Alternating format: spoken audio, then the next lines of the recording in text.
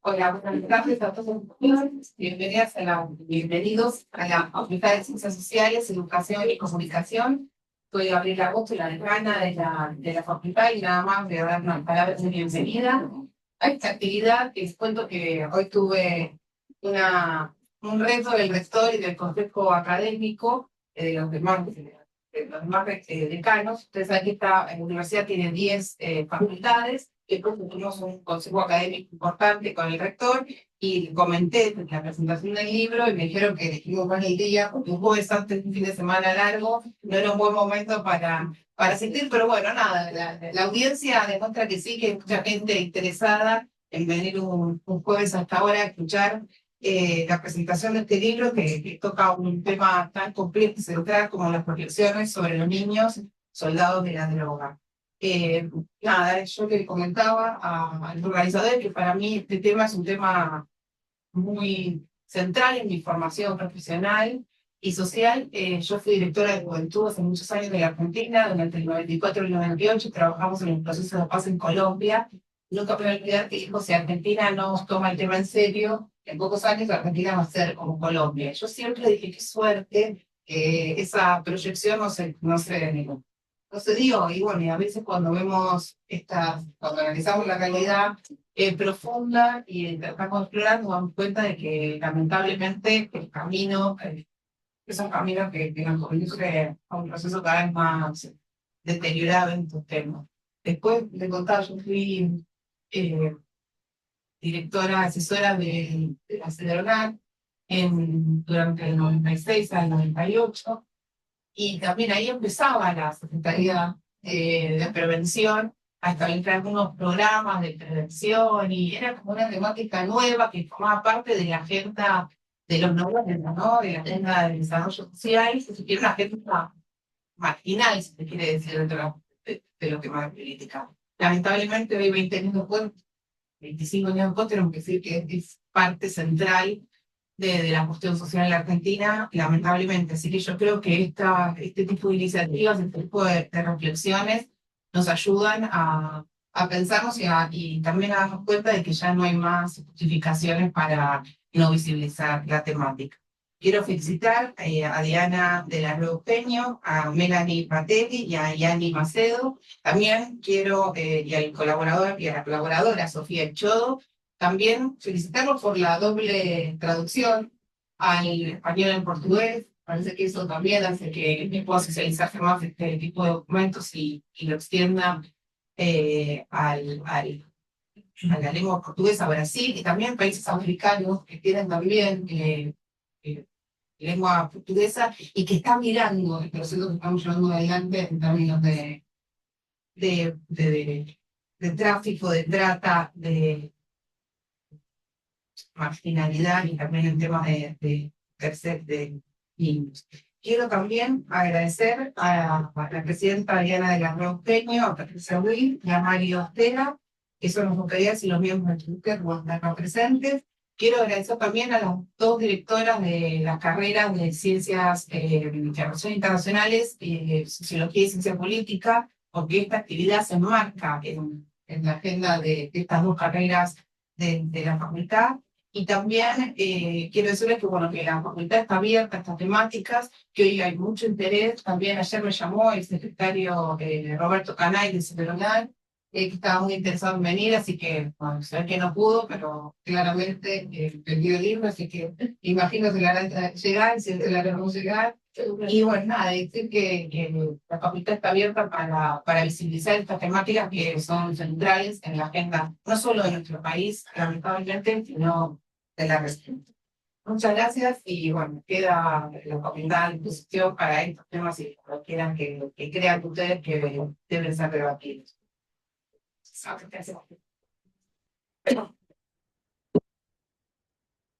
Bueno, buenas tardes, estamos muy ansiosos acá realmente estamos marco de una doble celebración, porque con la paz cumplimos 30 años, de los cuales hemos sido muy acompañados y bueno, dentro de ese marco, para que se escuchen en mi segundo. Ahora sí, Sí, no le gusta. Eso como si no nunca lo tiro de la mesa. Entonces, como es dentro de este marco de celebración de respuesta, me gustaría que primero, bueno, darle un marco a los que no conocen respuesta, qué hacemos, qué es lo que hemos hecho, etcétera. Respuesta para la Paz es una asociación que se fundó en 1995 bajo la directiva, la misión de Sarah Horowitz, que lamentablemente por unas cuestiones de salud no nos puede acompañar, pero cuando sus años. Es una organización nacional con sede en Buenos Aires, es embajada de paz, por eso nos acompaña la bandera de paz acá entre nosotros. Formamos parte del registro de las organizaciones de la sociedad civil de la OEA. Tenemos acuerdos institucionales con universidades, también con otras organizaciones, ya sean individuales o regionales. Para nosotros es un grupo, Melanie, otra de las autoras, y yo seamos egresadas desde casa. Así que es como un doble corazoncito que tenemos que estar acá en Lausanne. ¿Cuál es nuestra misión institucional? Respuesta para la Paz tiene por misión difundir la cultura de paz a través de la resolución pacífica de conflictos desde una óptica multidisciplinaria y multicultural activa. No nos quedamos solamente en la parte académica, sino que de verdad queremos que esto sea un cambio diferente. Abrimos espacios de diálogo de tipo responsable para dar voz a quienes no la tienen, y también fomentamos cambios interinstitucionales que fortalezcan y brinden nuevos aportes a la sociedad. Me traje el machete porque suelo entusiasmarme demasiado y entonces no termino nunca. Entonces, con los machetes al menos doy las ideas generales y listo. Después, si quieres, seguimos hablando de la pregunta y yo con todo gusto voy a contestar. ¿Cómo está conformado Respuesta para la Paz? Tenemos un centro interdisciplinario de mediación, que se llama CIN, tiene una escuela de capacitación y un instituto de investigación. Entonces, desde esas tres áreas estamos trabajando mancomunadamente. Y ha hecho Respuesta para la Paz en estos 30 años de tarea. Bueno, todo es mucho, así que hicimos una pequeña síntesis. Hemos desarrollado capacitaciones en Argentina y en el exterior. También hemos invitado al país a profesores distinguidos, como por ejemplo el profesor Johan Galton, Howard Richards, Deborah Kolb, Fernando Montiel, Úrsula Oswald Spring, Robert Benjamin, eso para mencionarlos, posiblemente los más conocidos, pero hemos invitado a otros y hemos hecho muchos intercambios. Hemos trabajado en resolución de conflictos a lo largo de todo el país, así como capacitado en todos los pueblos, y creo que no nos ha quedado alguna provincia por capacitar en el transcurso de estos años. Somos miembros también de fundadores de distintas comisiones. Por ejemplo, somos fundadores de la Comisión Cultura de Paz y Ciudadanía, el Consejo Consultivo de la Sociedad Civil de la Cancillería, que acá también nos acompañan algunos colegas, y también de la Comisión de Pueblos Originarios, también del Consejo Consultivo de la Sociedad Civil de Cancillería. Esta comisión, lamentablemente, por cuestiones políticas, fue medio desvirtuado hasta ser desactivado, pero que contamos con que tal vez vuelva a reabrirse como realmente era tan necesario. Desde ese lugar hemos hecho jornadas y congresos en y fue invitando a toda la casa, Cancillería, alumnos y diplomáticos para que se juntaran y para que, en fin, intercambiaran, y fue realmente experiencias magníficas. También somos miembros fundadores de Respuesta para la Paz, el miembro fundador de la Alianza Global de Ministerios e Infraestructuras de Paz, donde trabajamos tanto en la Comisión Directiva de América Latina como del Board Internacional. Entre uno de los que con mucho esfuerzo hemos logrado hacer Hace 2 años presentamos en Colombia un trabajo mancomunado con esta organización, es con toda la gente de Latinoamérica, la propuesta para hacer un Ministerio de Paz en la República de Colombia. Este proyecto lo presentamos hace 2 años junto con acá colegas que estuvieron acompañándonos ante el Senado. Así que está en ese estadio que no sabemos bien si va a funcionar, si van a cajonearlo o qué, pero por lo menos ha sido un trabajo magnífico, maravilloso, que en su momento tuvo muy buena expectativa y aceptación. También hemos hecho presentaciones en organismos internacionales y de hecho hemos sido seleccionados en una propuesta de las Naciones Unidas, que es UN Habitat. Nuestra propuesta sobre mediación comunitaria fue elegida como buena práctica, lo cual nos sentimos muy contentos. Otra cosa que hemos hecho ha sido muchas publicaciones, pequeños artículos, pequeños aportes, etcétera, incluso con libros. Nosotros acá tenemos, además de los libros que están ahí, libros que estamos haciendo, un libro que hemos editado con FLAC sobre Ecuador y el CLAIP, que es el Consejo Latinoamericano de Investigación para la Paz. Me olvidé decir que hace 10 o 11 años, acá en esta misma casa, hicimos un congreso internacional importantísimo del Consejo del CLAIP, del Consejo Latinoamericano de Investigación para la Paz. Todas estas organizaciones tenemos nombres rapidísimos, por la pinta. Pero, y fue interesantísimo porque fue una dinámica totalmente diferente a la que nos está acostumbrada, porque de mañana fueron solamente los expositores, tanto de esta casa, de esta universidad, como los miembros del CLAIP, los que expusieron, los que presentaron sus trabajos, y a la tarde toda la gente, todos los grupos fueron a trabajar en reuniones participativas con los alumnos de la universidad, coordinado por un miembro de la universidad y un miembro del CLAIP, y era absolutamente participativo. Son reglas, solo lo que se tenía es trabajar sobre casos de medio ambiente y paz, derechos humanos y paz, juventud y paz, y la verdad fue una experiencia fantástica. Quiero decirles que a partir de eso nosotros queríamos saber desde la comunidad cuál el feedback. De hecho, Melanie y Brian fueron uno de los participantes que en ese momento estaban estudiando. Y bueno, desde entonces a Melanie la tenemos toda como voluntaria de respuesta a 11 años, toda una vida.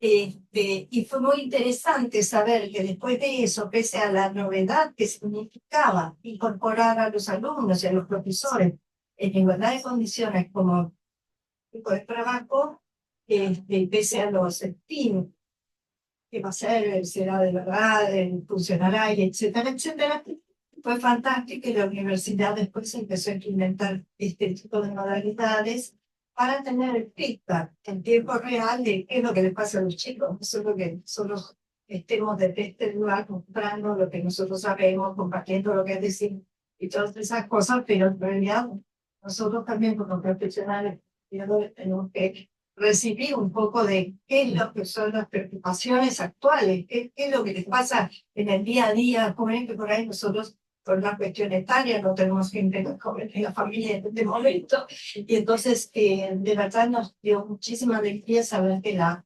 facultad había empezado a implementar ciertos talleres en Europa. Bueno, ya así es un poco la comida, pero hemos dicho sintéticamente todo. Y ahora, con respecto a este libro que presentamos, Melanie y yo lo hemos estado pensando años. Este libro tiene proyecto de más de 8 años, para que ustedes les quede claro. Siempre fue una preocupación para nosotros, pero no lográbamos encontrar el tiempo para dedicarle a esta investigación. No sabíamos por dónde empezar, esa es la verdad. No sabíamos por dónde empezar. No sé, después, Melanie, cuando eran tus aportes, no sabíamos dónde empezar, cómo hacer para que tuviera alguna lógica, porque nosotros lo queríamos mostrar desde una parte humana de la situación y desde la preocupación de que se iban sumando jóvenes, generaciones tras generaciones, a esta situación, y es como que no pasa nada, porque como está lejos de nuestros espacios donde más o menos nos movemos, estaba, estaba como en un limbo. Nosotros no tenemos ningún conocimiento desde el área penal ni asistencial. Nosotros somos, Melanie, que es licenciada en relaciones internacionales, yo soy mediadora, trabajamos en resolución de conflictos. Entonces, ¿cómo articulábamos esta preocupación en términos de, bueno, qué podemos hacer al respecto? Y entonces, tampoco nos queríamos quedar en el diagnóstico, porque era fácil llegar al diagnóstico. Esa información la tenemos todos. Pero ¿qué hacemos después? Vamos, es el desafío. Entonces, necesitábamos ver cómo colaborar para brindar opciones que fueran realistas y a la vez humanas.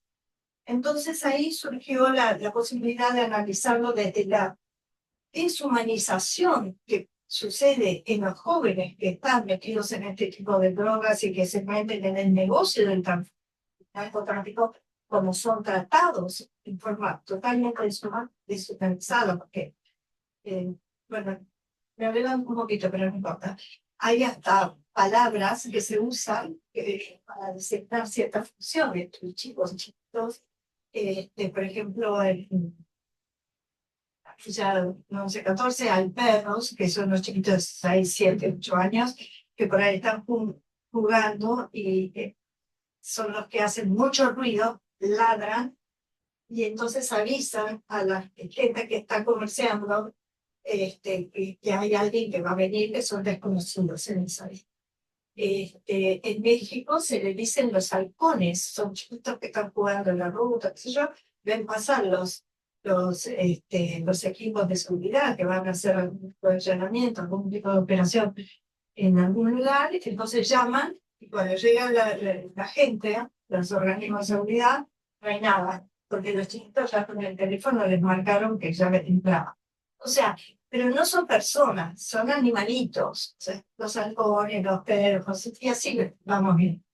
Entonces, desde ese lugar nosotros, bueno, dijimos, ¿qué podemos hacer para que estos chicos podamos rehumanizarlos y que puedan salir de esta espiral mortal que es el asunto del narcotráfico?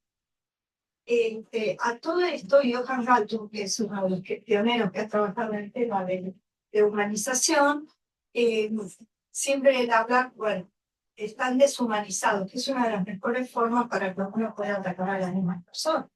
No, que no ataca igual, tiene que atacar a gente, bueno, que no le da tanta importancia, tanto valor, no le da valor humano. Entonces, para eso usa el mecanismo de deshumanización. Es una cosa, es un ente, es, bueno,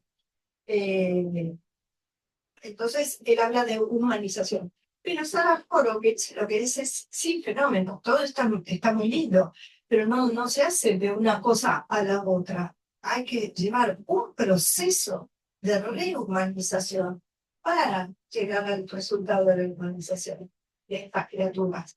Porque no se ven a sí mismas víctimas, se ven muchos chicos con las declaraciones y con toda la información de los investigadores, no se ven como víctimas, es más, se creen Gardel algunos, porque están en esos ambientes donde hay mucho dinero, mucha adrenalina, no tienen que hacer cosas que crean peligrosas hasta que suceden las cosas peligrosas, porque hay como una distorsión, un desacople entre lo que realmente están viviendo y lo que creen. Entonces, por eso logramos pensar con Melanie, autoentusiasmarnos, que como eran los 30 años de respuesta, dijimos, este es el momento, pongámonos las pilas. Entonces, el año pasado empezamos a trabajar en esto, pongamos bien las pilas, y dijimos, pero necesitamos a alguien más. Y acá surge la invitación, la búsqueda de encontrarnos con una persona que justamente, ya ni salto demasiado, en Brasil, que estaba en la misma lógica de buscar algo que hablara, si bien ella es psicóloga, que hablara sobre el tema de la deshumanización, que es un tema que les resulta sumamente interesante. Así que formamos un equipo y logramos este libro. Por eso este libro está en castellano y en portugués, porque los casos que estamos trabajando más o menos son en Argentina y en Brasil. Así que hasta ahí es como el marco general. Y ahora, después de 20 años como presidenta de Respuesta para la Paz, es para mí un gran honor presentarles a la nueva presidenta electa de Respuesta para la Paz, la doctora Patricia Ayud, una queridísima colega que nos acompañó en este año como secretaria institucional, María Estela como tesorero, y con quien, Patricia, con quien contamos que lleve adelante los nuevos desafíos que la sociedad en esta época necesita. Así que gracias, Patricia, por aceptar esta posta. Y bueno, hasta acá. Bueno, en principio yo tengo palabras de agradecimiento para la casa, para los años que está recibiendo, para Diana, que con su generosidad está haciendo este traspaso.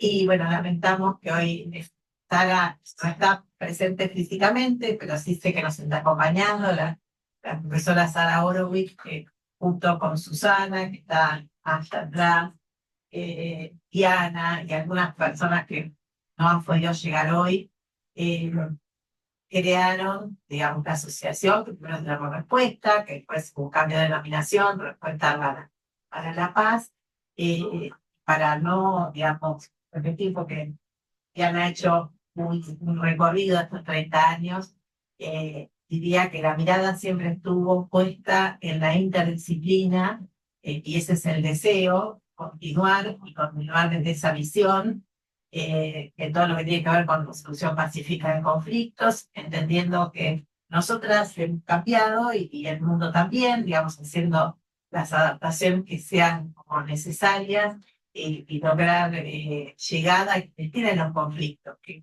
tengan claro que tienen una vía de solución diferente que la violencia, diferente que embarcarse en litigios, que toda la solución tenga que estar en tribunal, digamos. Así que bueno, esa es la expectativa, ese es el camino a recorrer, y desde ya que todos van a ser bienvenidos, que van a acompañar en este recorrido para que Respuesta siga sumando años y siga sumando actividades de tanta jerarquía como las que vino, digamos, organizando, pues no mucha energía, Sara, Susana, Diana, que ha sostenido tantos 20 años, un agradecimiento especial a Mario, que siempre también nos está acompañando. Bueno, el desafío es grande. Espero que podamos continuar recordando siempre cuáles fueron los principios, los valores, las ideas con las cuales se creó la institución. Ahora voy a hacer una breve reseña de las autoras para que ellas puedan comenzar a transmitirnos el sentido del libro, porque ya nos un poco adelantado qué las motivó a dedicarse a este tema. Básicamente, antes de entrar en un resumen del nombre de cada una, ya Diana también les adelantó un poco las profesiones, me gustaría simplemente hacer una enumeración de algunas palabras como una suerte de resumen, que luego me pasó a mí cuando fui leyendo el libro. Yo comencé a leer el libro antes del episodio, todos conocemos, del crimen, y eso hizo que al continuar leyendo, mi mirada fuera otra. Con la realidad que se interpela, la decana se nos decía que en otra época uno veía a Argentina como lejos de todas estas problemáticas. Vemos que, bueno, están más cerca de lo que deseamos. Entonces, como alguna suerte de resumen sería visibilizar el problema, comprender de qué se trata este proceso de deshumanización. El libro nos convoca a rehabilitar nuestras mentes en el sentido de comenzar por entender la realidad nuestra, la realidad de quienes, sobre todo de los niños que se ven inmersos en esta situación y de sus familias, y en función del poder entender y de que existan estudios concretos y específicos sobre la temática, intentar prevenir y pensar en un mañana que sea mejor, y por sobre todas las cosas yo creo que desde lo visual la tapa nos lleva a pensar que no hay que olvidar de que estamos hablando de niños. En la tapa vemos caritas de nenes y nenas. Entonces, frente a distintos episodios, no perder eso de vista. Como breve introducción y para que puedan hablar quienes se dedicaron a preparar este libro, voy a mencionar que Melanie, que nos está acompañando desde el Zoom, es egresada de esta casa, es especialista en relaciones internacionales, es colaboradora de Respuesta y ha sido coautora, como señalado Diane, seguramente seguirán contando quienes pusieron mucho empeño y mucho tiempo en concretar el libro. También tenemos que mencionar a Yani, que es psicóloga social, que es una especialidad brasilera. El libro, ya se mencionó que está en castellano y en portugués, viene un capítulo dedicado a nuestro país y un capítulo dedicado a la realidad, lo que está sucediendo en Brasil. El libro tiene mucho dato concreto de estadística, señalando con la fuente. Y bueno, no quiero dejar de mencionar a Diana. Diana es mediadora, es facilitadora, es profesora universitaria, está entre los miembros fundadores de Respuesta, ya contó durante 20 años, estuvo a cargo de seguir dándole vida, digamos, a la institución. Además de ser autora, no, coautora de este libro, es autora de otro libro de prevención comunitaria en otras publicaciones, y me parece que lo importante es escucharlas a ellas, que son las que elaboraron este libro. Bueno, muchas gracias a todos por estar presentes.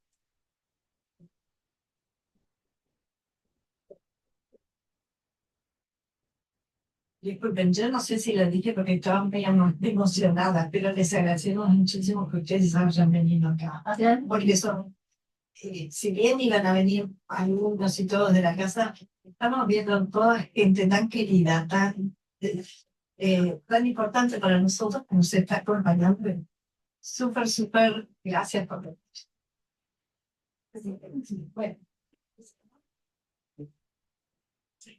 Melanie. Ok, ahí.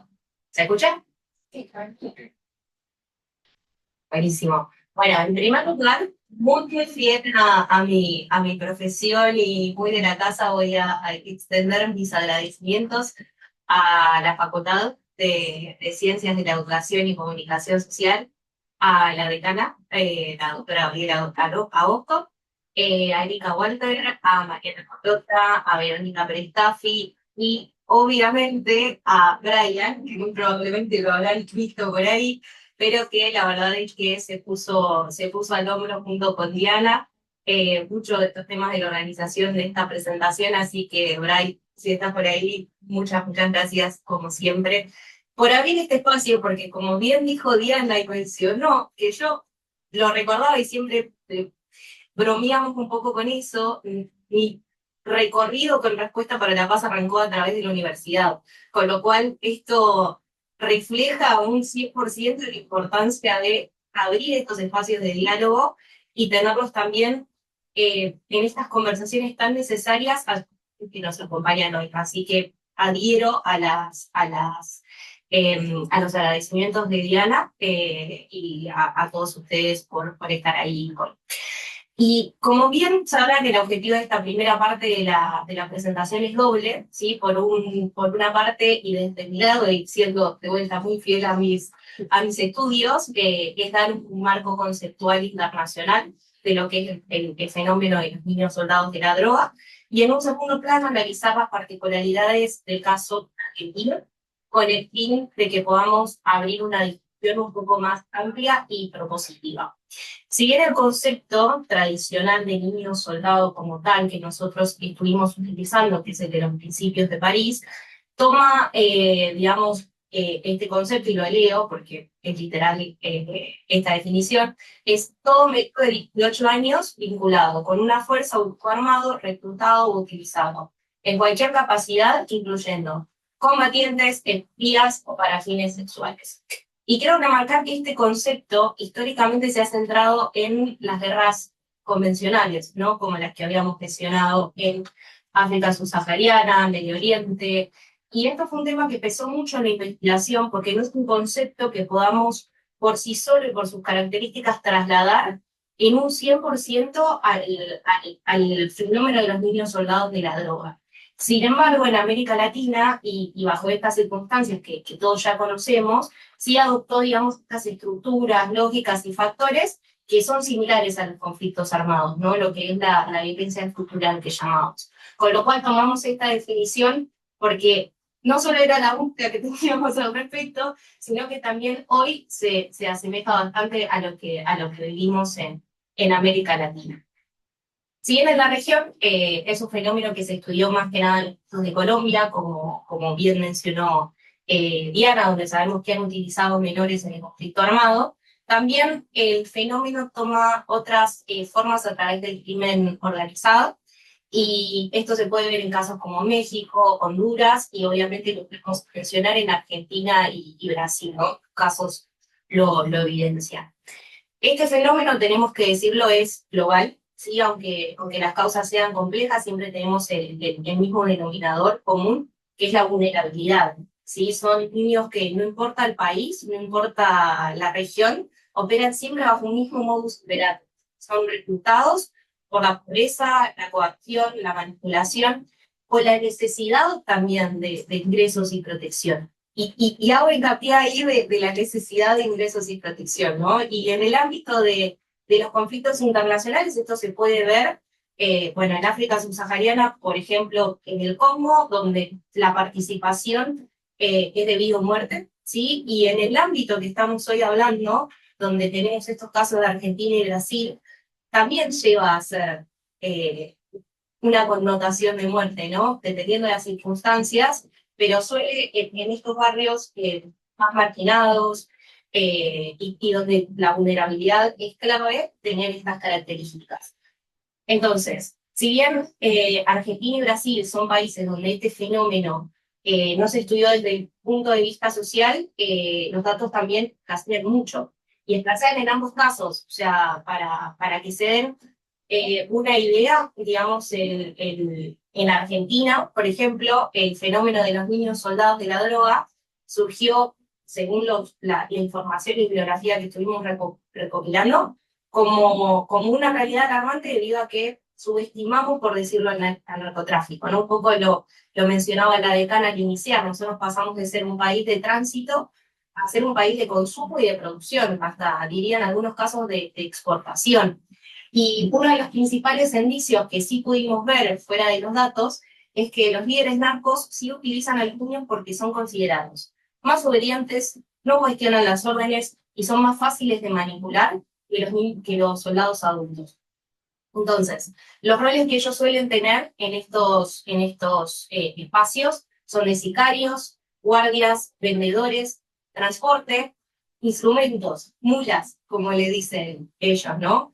Y acá podemos empezar a ver en Argentina que el mandato cultural que teníamos, donde los niños debían ser respetados, se debilitó, y la violencia criminal, que antes estaba vinculada al robo, se transformó en la principal economía delictiva, sí, que es el narcomenudeo. Entonces, solo de referencia para que tengamos en cuenta, entre 2015 y 2018, que no lo crean, son una de las estadísticas más recientes que hemos encontrado, en Rosario únicamente, los menores involucrados en causas de narcotráfico aumentaron un 870%. Y estos eran niños entre 12 y 17 años, adolescentes, podríamos decir. Otro de los mecanismos perversos que que sigue, digamos, vigente en el día de hoy y es muy popular, es el uso de la pasta base de cocaína, o lo que conocemos como el Paco, que sigue siendo vigente. Que creemos que es algo que pasó hace unos años, pero no, las bandas criminales hoy siguen regalando esta droga, sí, altamente adictiva, en estos barrios marginales. ¿Por qué? Porque una vez que los niños son adictos, y esto arranca entre los 7 y 8 años, son jóvenes que pueden ser reclutados como mano esclava de por vida a cambio de más y más droga, creando un círculo que es nefasto. Estas estadísticas también, que podemos ver, por ejemplo, en Rosario, reflejan un quiebre entre los códigos tradicionales, ¿no? Donde, como mencionaba, la prohibición tácita, digamos, de ejercer violencia contra niños y ancianos, podemos ver que ya no está vigente, sobre todo entre estas bandas criminales, ¿no?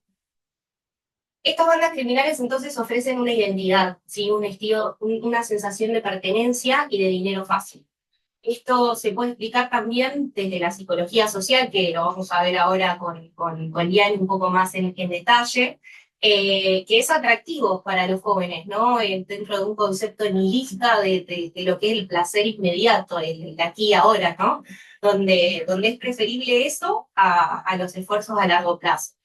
Y también podemos remarcar la falta de la presencia estatal y la corrupción en las fuerzas de seguridad judiciales, políticas, son desafíos enormes que encontramos en nuestro país y que permiten que las bandas narcos, digamos, sigan ganando terreno. Entonces, acá el principal objetivo del narcotráfico en Argentina es el lucro económico.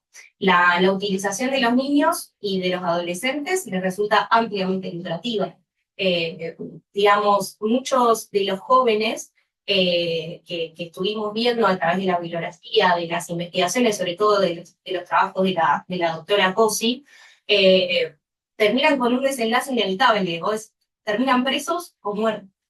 Y ahí se menciona mucho en las entrevistas esto de que si los chicos de 15, 16 años pensaban en robarles, en escapar, en irse, la única forma que tenían de escapar de eso era muertos, muertos o presos. No hay otro desenlace. Entonces, lo que hagamos o no hagamos ahora va a perfilar lo que puede llegar a pasar. Para visibilizar y actuar es necesario entender el rol que tienen y también entender el nuestro y la profundidad, digamos, de los daños psicológicos que llevan estas personas. Y que son rasgos que los van a acompañar por siempre, no es algo que lo van a dejar de tener. Por lo que me parece que es urgente que la sociedad, más allá del rol del Estado, se involucre. Y que sabemos que el futuro en este sentido se construye con el compromiso de todos. ¿No? Pasa acá, pasa en Brasil, pasa en América Latina, pasa en Colombia, en México.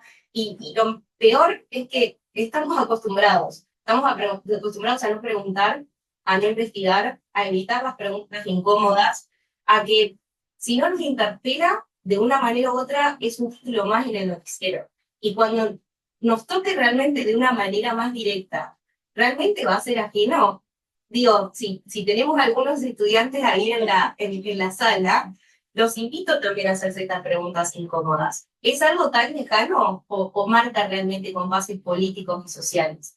Entonces, los invito a que pensemos en otras sociedades, ¿no? Tan distinto es, tan distintos somos, si al fin y al cabo todos tenemos muchos títulos y bla, pero son todos humanos, ¿no? Al fin y al cabo es eso. Entonces, si bien ahora vamos a ver un poco cuál es el efecto de esto desde la psicología social y cómo es el caso de Brasil, creo que el punto crucial de todo esto es invitarlos a hacerse preguntas incómodas, ¿no? O sea, lo vemos, preguntemos. O sea, preguntemos porque la pregunta y la curiosidad es lo que nos va a llevar siempre a poder pasar ese umbral de esto es ajeno o es lejano a esto es propio y me interpela. Así que, sin más, le paso la palabra a Raquel para que pueda seguir con el lado de Brasil. Gracias.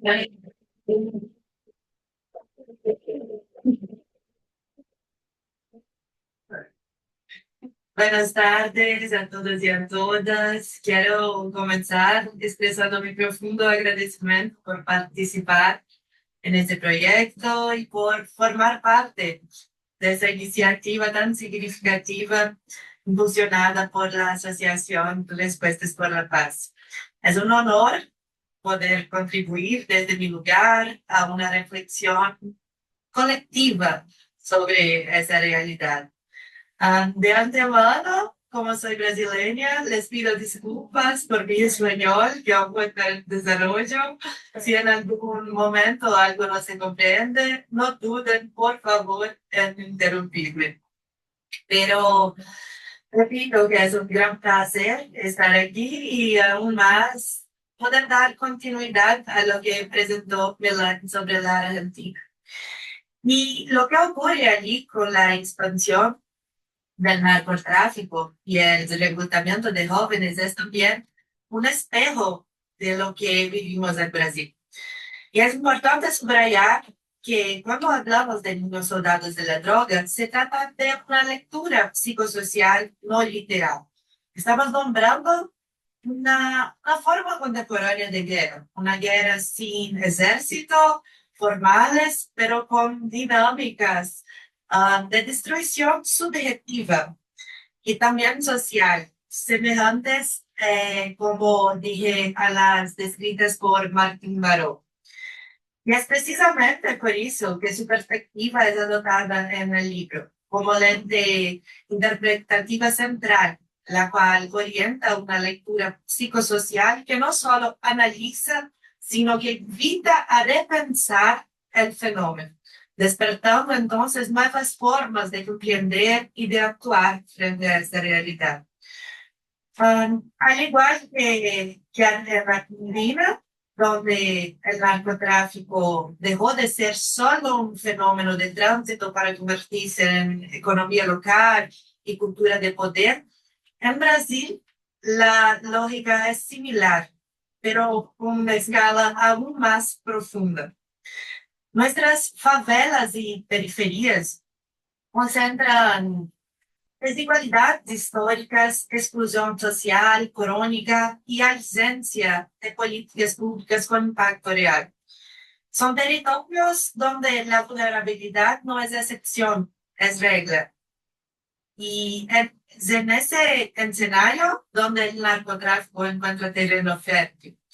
Entonces, las facciones criminales ofrecen a los jóvenes aquello que falta en muchos espacios sociales: identidad, reconocimiento, futuro, aunque ilusorio. Entonces, el alistamiento de esos adolescentes en funciones de vigilancia, transportes de drogas o ejecución refleja una lógica, como Melanie dice, utilitarista, que reduce a la infancia a una herramienta como desechable.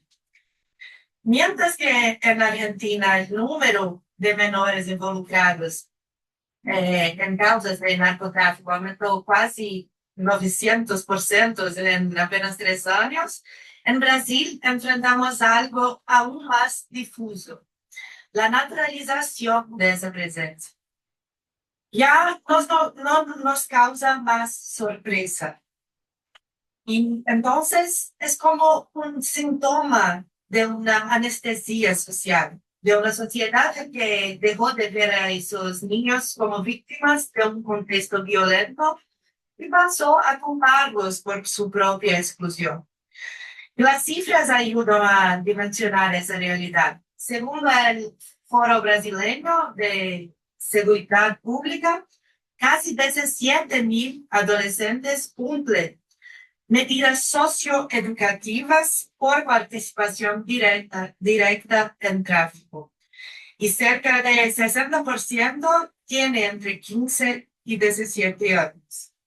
Entonces, sin embargo, observamos que Brasil posee más políticas y estructuras orientadas a la resocialización de esos jóvenes, más que Argentina, digo, dado que el problema aquí es más extendido. Aún así, persiste la urgencia de medidas integrales, capaces no solo de sancionar, sino de reconstruir la mirada social sobre ellos. Y por lo tanto, es lo que decimos rehumanizarlos. Y la psicología social crítica, mi perspectiva de trabajo, que guía la lectura también interpretativa de ese libro, nos permite comprender que no se trata de casos aislados de violencia, sino de procesos de producción de subjetividad. Entonces, una pregunta central.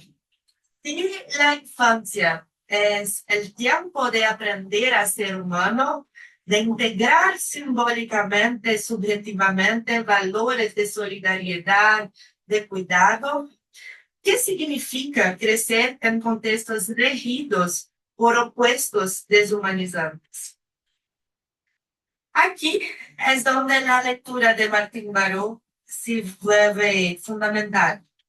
Lo que observamos no son solo traumas individuales, sino traumas psicosociales. Eso es la cristalización de relaciones sociales violentas y aberrantes. Entonces, la psicología social no lee en esos jóvenes una patología, sino el efecto social de un contexto que enferma colectivamente.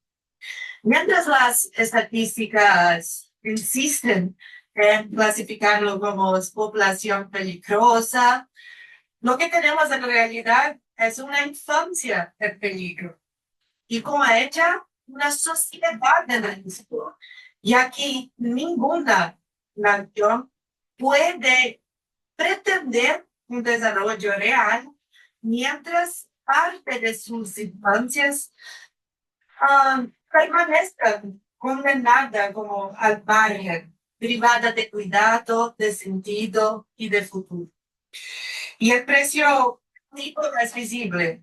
Comunidades enteras enferman. Y como muestran algunos autores, los únicos mediadores capaces de revertir ese trauma son los vínculos sociales. La familia, la escuela, la comunidad, la cultura. Entonces, esa reconstrucción debe ser al mismo tiempo social y simbólica. Y requiere un cambio de sensibilidad, un despertar de conciencia colectiva, que es lo que este libro busca precisamente provocar. Por eso, proponemos pensar la integración simbólica y social como una forma de sanar un camino de humanización colectiva. Reintegrar simbólicamente es sanar el lazo, reconstruir el imaginario y restituir el sentido de pertenencia a esos jóvenes, para que esos no dejen de ser vistos como amenaza y vuelvan a ser reconocidos como portadores del futuro. La reintegración de las infancias es al mismo tiempo la reintegración de la sociedad consigo misma, un llamado a la transformación, a la empatía y a la responsabilidad.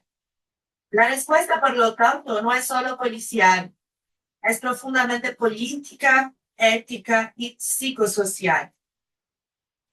Si el narcotráfico secuestra el tiempo y el deseo de esos jóvenes, corresponde a la sociedad devolverles la imaginación del futuro.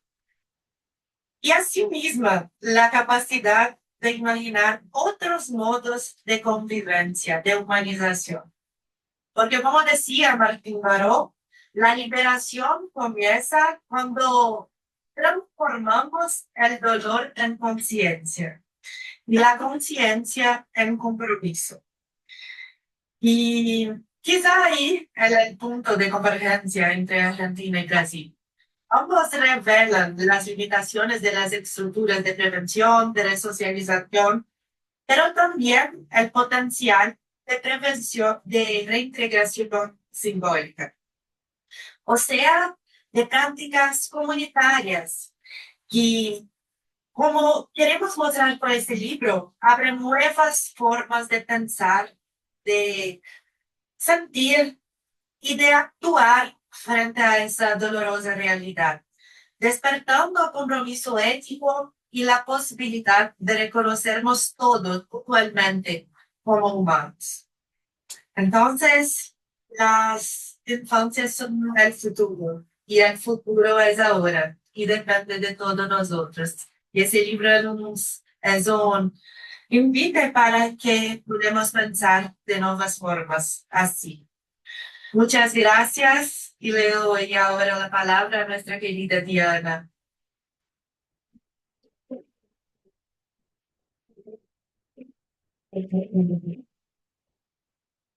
Bueno, como verán, son abordajes diferentes, pero con un único objetivo: repensar el tema de los chicos vinculados a las drogas, los niños soldados de las drogas.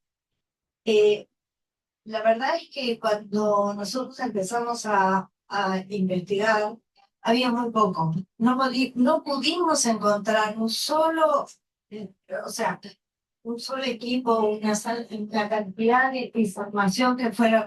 Tuvimos que empezar a buscar en artículos periódicos, porque si bien algunas cuestiones intelectuales sí estaban bien documentadas, algunas cuestiones policiales también, otras cuestiones asistenciales también, no podíamos encontrar nada que le diera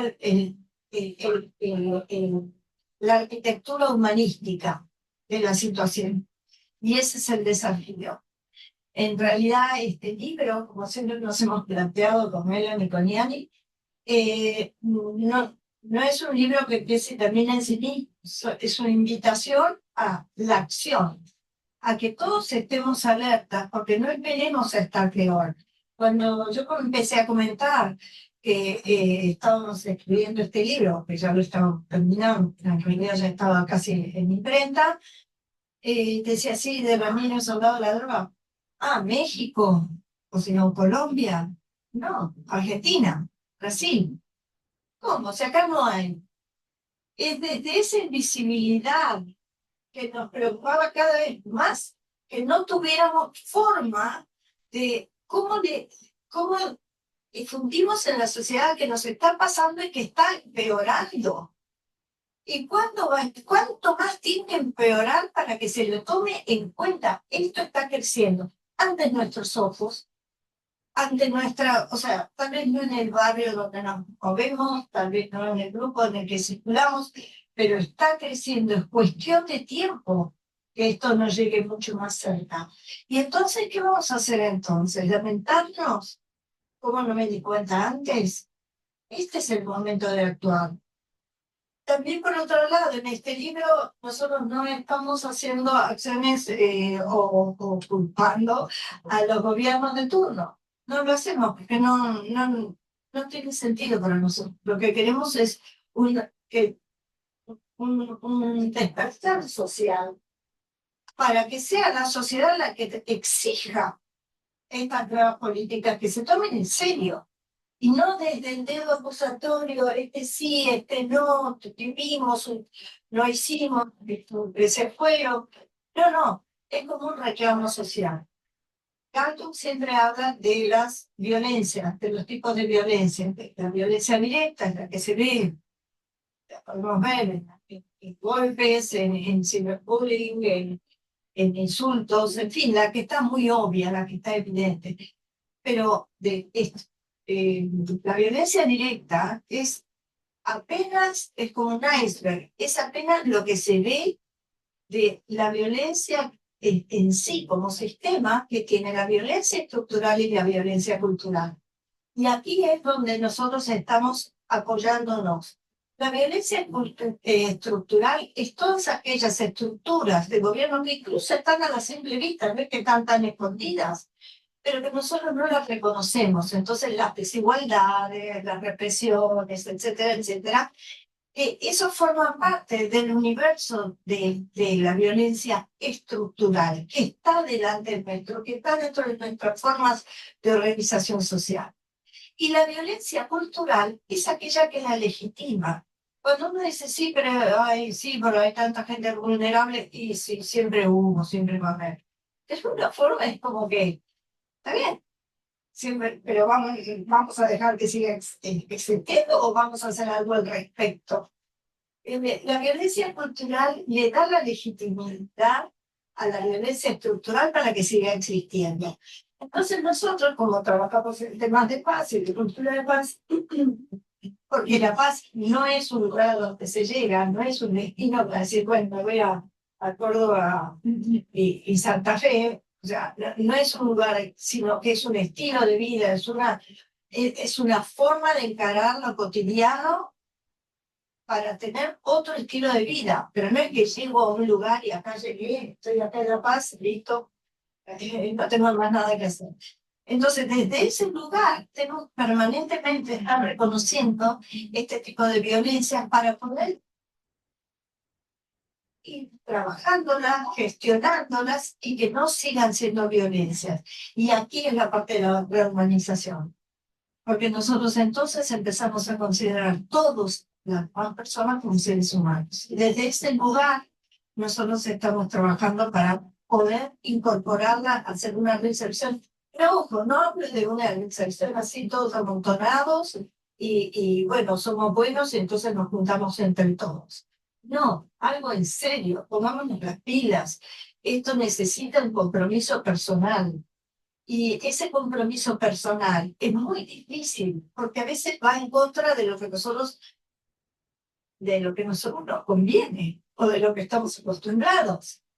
Entonces, desde esa mirada es que nosotros tomamos este libro para invitar a la comunidad, para desafiarla también. ¿No te parece, Melanie?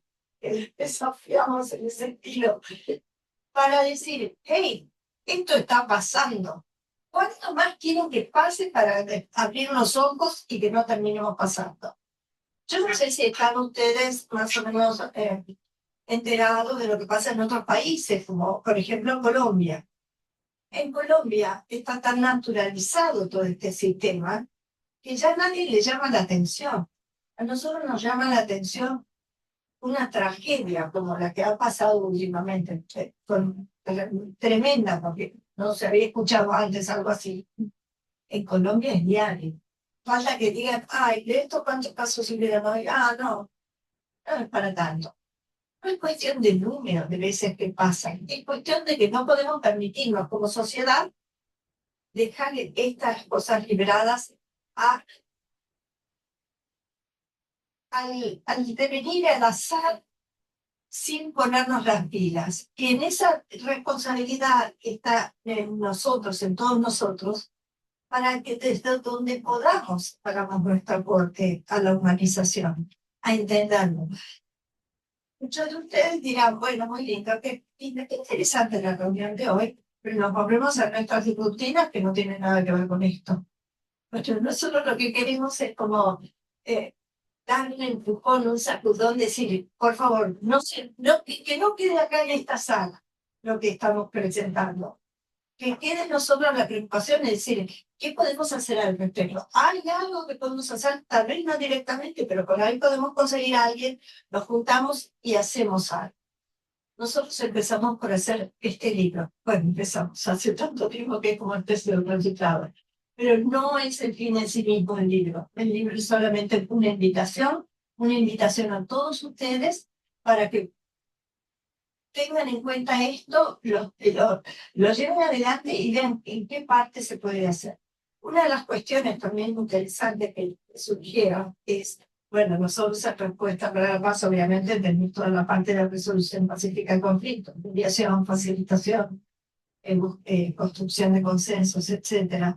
Es decir, está bien, nos ofrecemos nosotros a que si hay que algunos diálogos que se tienen que hacer, nos ofrecemos a gestionar, o sea, a trabajar como facilitadores para el diálogo, para los que no puedan resolver esta cuestión, no se puedan poner de acuerdo. Bueno, nosotros estamos dispuestos a colaborar con eso, pero la idea es volvamos a pensarlo desde la humanización, volvamos a pensarlo que esto no puede ser común, como decían las chicas, no puede naturalizarse, porque si no, ¿cuándo vamos a llegar a sorprendernos? Cuando nos toque en nuestro empleo o nos toque a la puerta la situación.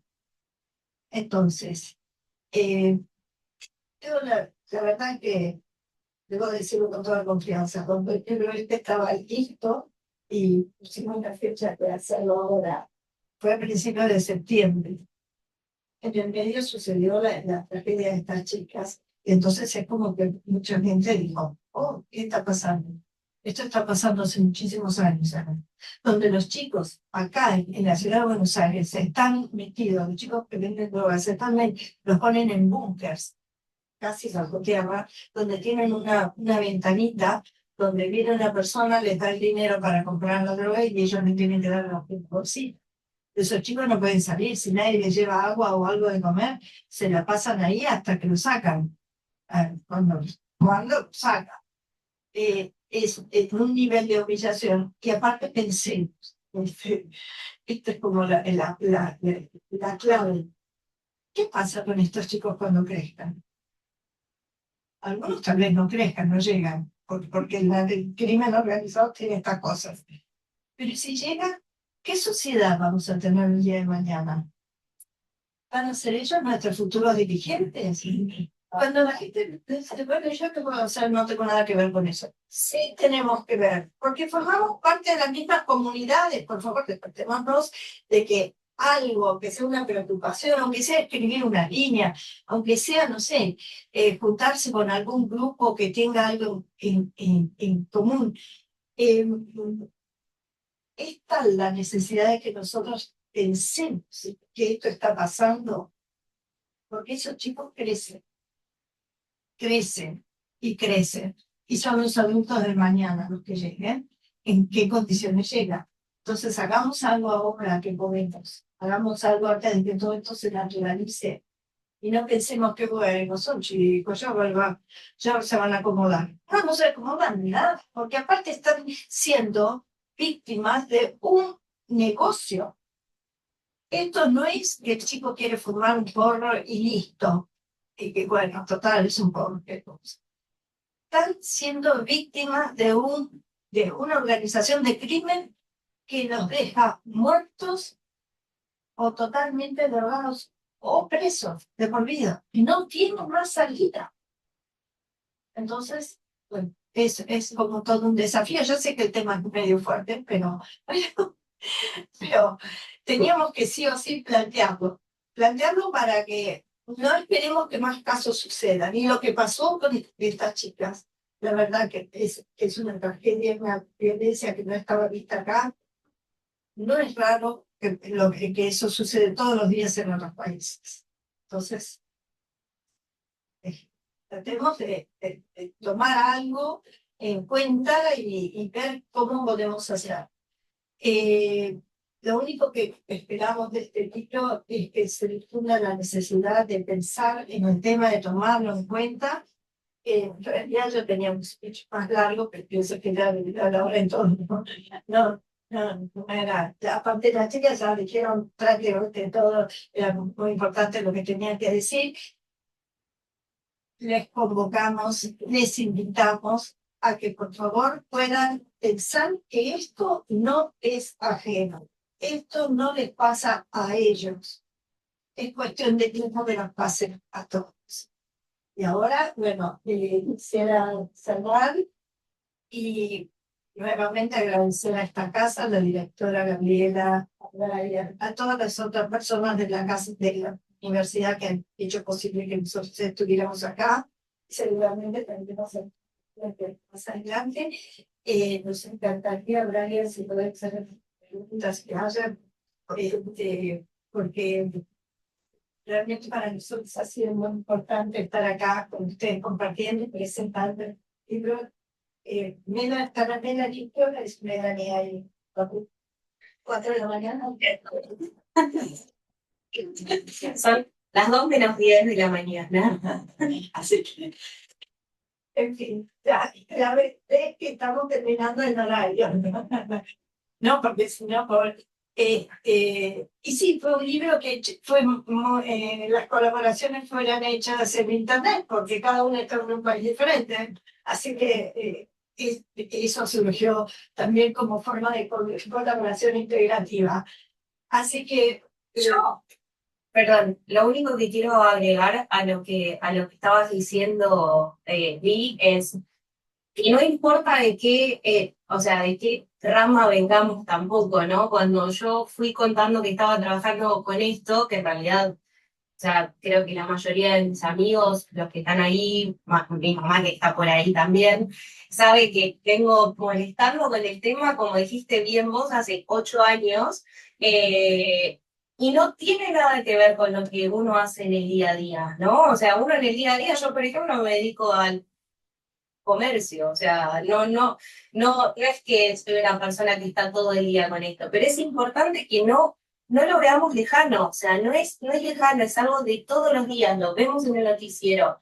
Tenemos gente que estuvo que estuvo en esto. O sea, no porque no nos pase todos los días es algo que tenemos que naturalizarlo, o sea, más allá también de invitarnos es una alerta, ¿no? No dejemos que pasen estas cosas. Tenemos la posibilidad de poder tener el raciocinio y el espacio para poder plantear estas cosas, para poder, y rodearnos de gente linda y buena que lo haga. Entonces, aprovechemos eso, ¿no? Aprovechemos esos espacios que hoy todavía los tenemos y que no pueden ser todavía suplantados por la inteligencia artificial, así que todavía tenemos la humanidad, no nos las han quitado, entonces volvamos a eso, ¿no? Como en ese sentido me parecía importante destacar esto, o sea, un robot no va a pensar en esto, no te va a dar este enfoque, ¿no? Como nosotros sí, porque tenemos sentimientos, porque lo vemos, porque cuidamos, porque amamos. Entonces aprovechemos eso. O sea, muy chill, pero bueno, real. gracias. Y volviendo a la parte estricta del libro, que hemos tenido capítulos, uno de los, al final, a partir del capítulo 3, de la parte 3 del libro, tenemos toda esta cuestión del desarrollo de la humanización, como se, etcétera, etcétera. Pero, insisto, no es solo una receta para aplicar, es una apertura a pensar y a que todo el mundo colabore. Lo mejore. Nuestro éxito sería que salgan un montón de libros sobre el tema o superadores y así realmente podemos pensar todo en común sobre lo que estamos haciendo. Así que bueno, muchísimas gracias, Universidad. Gracias, Gabriela. Gracias, Brian. Y no sé si ahora Brian. Bueno, antes que nada, agradecerte a vos, sé que hace mucho que estamos intentando hacer algo junto con la Universidad de Salvador y que hubo algunos problemas durante el tiempo. Espero que durante la presidencia de Patricia también podamos empezar el proyecto juntos. El congreso de CLAN marcó a la existencia de todos los alumnos que pasamos por esa época. Así que no quiero dejar de agradecerlo. Y con la nueva gestión de la computadora unificada tenemos más espacio todavía para poder difundir estos temas que tocan transversalmente a las 10 carreras que tenemos en la. Yo, por suerte, tuve el honor de leer el libro un poquito antes que el resto de la gente preparando esto, así que tengo un par de preguntas prearmadas y después libero para que el público haga preguntas.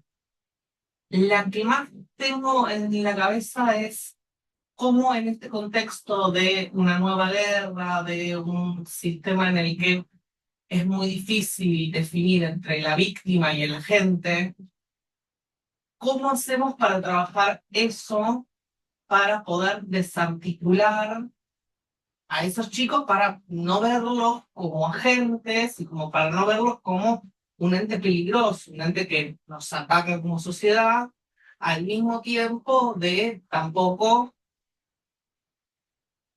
simplificar lo fácil que sería tomarlos simplemente como víctimas y pensar que no van a tener una respuesta ante lo que nosotros hacemos para intentar protegerlos?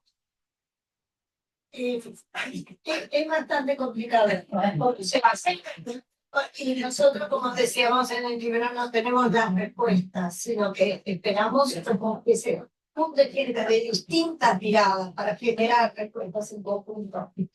Pero aparte hay una cuestión que justamente con la que comentas, es el tipo de identidades que van cambiando. Nosotros tenemos una identidad, sabemos que no son nuestros padres, nuestros hijos, sentimos a nuestros amigos, pero cuando están estos chicos en este tipo de grupos, las identidades y las lealtades cambian totalmente, porque se trasladan a estos grupos.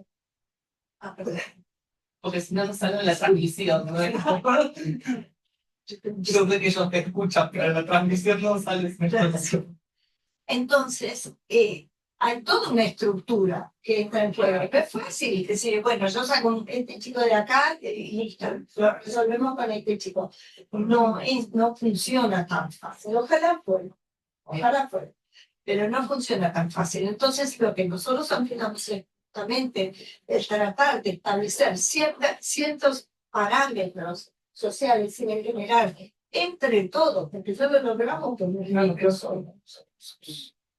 no, tratar de generar esta conciencia colectiva de que nosotros tendremos que hacer algo y cómo, también respetando las distintas miradas y no de que, por ejemplo, que sea blanco o negro, el chico es un criminal, el chico no lo es. Entonces, no hay recetas fáciles, tampoco creo que haya ni siquiera recetas, te diría.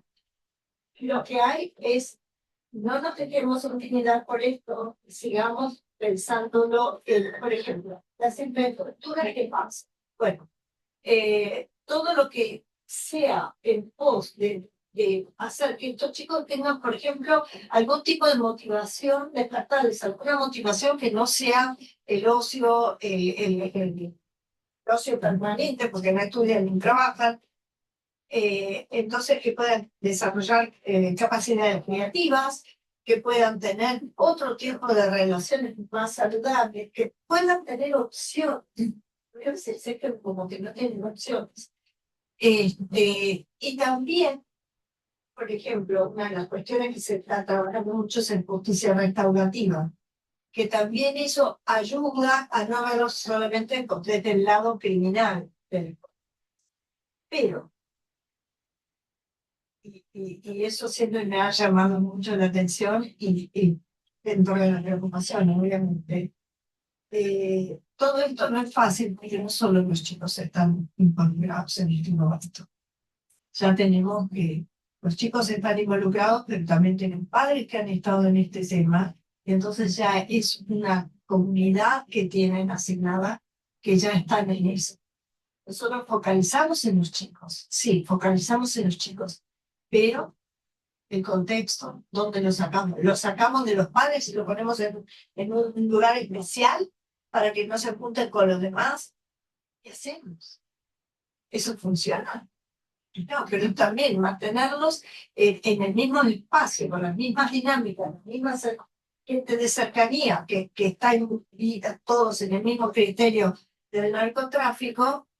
¿Cómo se puede hacer? Entonces, no hay una sola respuesta. No hay una sola receta. Que la tenga, por favor, que la comparta. Que la tenga, no. Pero básicamente es empezar a generar todo este tipo de cuestiones, de estructuras, donde haya posibles salidas para que estos chicos no tengan que terminar siempre en la misma historia. Sí, que tiene menos mediaje independiente. Ambas. Pero simplemente agregar a tu respuesta, Di, que me pone contenta que mencionaste lo de la justicia restaurativa, pero en la diferenciación entre el agente y la víctima, y vuelvo a lo mismo, ¿no? Reconocer que es una persona más allá de el pasado que haya tenido, ¿no? De hecho, uno de los puntos que mencionamos que se están haciendo en diferentes lugares del mundo es borrar, por ejemplo, los antecedentes penales hasta una edad específica. Y también tener en cuenta que cada caso en particular es distinto y cómo nosotros podemos ser parte de esto, insertarnos en esto, es quizás abriendo, digamos, el diálogo a esto, teniendo en cuenta que se puede trabajar en esto. No, nunca sabemos cuál es el efecto de las acciones que podemos hacer. Entonces, haciendo algo o no haciendo algo, nada, estás haciendo algo igual. Entonces, preferir hacer algo que te lleve, digamos, a sentirte mejor por estar reconociendo a un ser humano, digamos que no hacer nada, porque no hacer nada también es una elección. Yo creo que en ese sentido de reconocer el agente o la víctima, son ambos también. O sea, no porque, a ver, es lo que conocen, o sea, y entender que tiene otro agente, que tiene otra realidad, pero que eso no lo hace al 100% diferente. Me parece que esas son, digamos, como preguntas que podemos plantear, ¿no? O sea, ¿qué tan diferentes somos en realidad en todo esto? ¿Querían decir algo? Sí, solo complementar que creo que una cosa que ayuda-nos a pensarnos es como no reducir la culpa al individual, como reducir al individuo, porque no es decir que un joven o un niño no va a tener una actitud peligrosa para nosotros. No es eso, pero es pensar, el peligro mayor no es eso. El peligro mayor es la estructura, el contexto que formó ese joven. ¿Comprenden? Creo que es sacar la responsabilidad del individual, cuestionar, no, ¿qué contexto, qué sociedad es esa? ¿Por qué tiene un niño que podría estar desarrollando su humanidad y está ahora en una situación deshumanizadora, motivándonos a temerlo, a sentir el peligro por ello? Y ahí, eh, esa cuestión de agente y víctima también, porque no es, los jóvenes va a tener una actitud peligrosa para nosotros, porque fue habituado, su tiempo de socialización fue en un contexto donde aquí, todas esas cosas para ellos eran como normales, comunes. Es eso. Gracias. Gracias. Me engancho de lo que dijiste, Yani, para introducir la segunda pregunta, porque me parece excelente lo que dijiste. ¿Qué políticas públicas? Pido perdón por mi español. No, pero es perfecto, no te preocupes. Pero lo que hablas esto de atajar el caso antes, justamente la segunda pregunta venía en cuanto a la política preventiva. De qué políticas preventivas, justamente, de evitar que los chicos lleguen a estas situaciones, encuentran, y la pregunta es especialmente para Yani y para Mel, que son los que trabajaban los casos, de qué políticas públicas se encuentran que sean puntas para poder empezar a realizar una política preventiva, o sea, para evitar esto, ya sea en los casos de Argentina y Brasil que analizaron, o en el contexto latinoamericano o incluso mundial. ¿Qué aportes podemos tener como para poder construir un poquito una política pública que evite?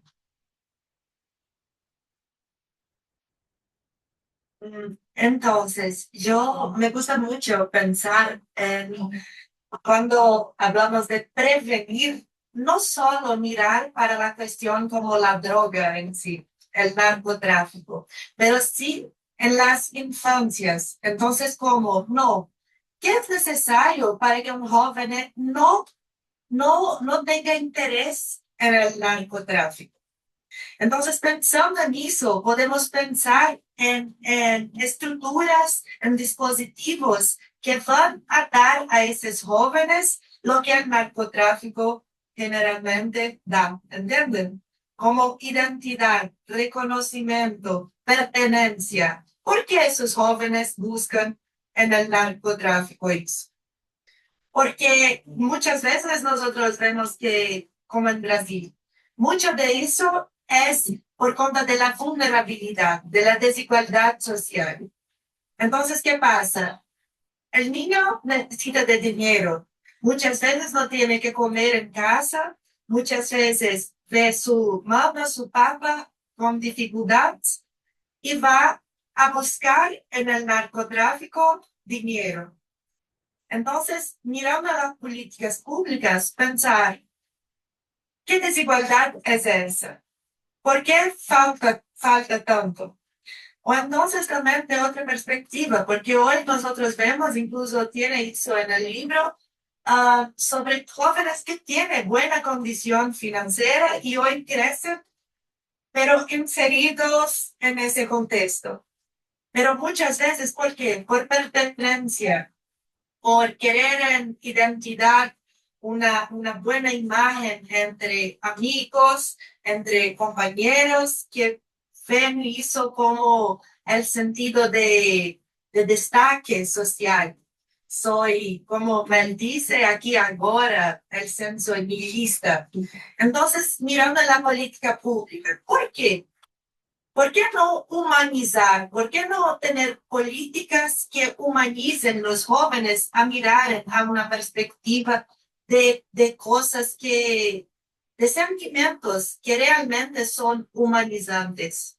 ¿Entienden? No sé si pude responder.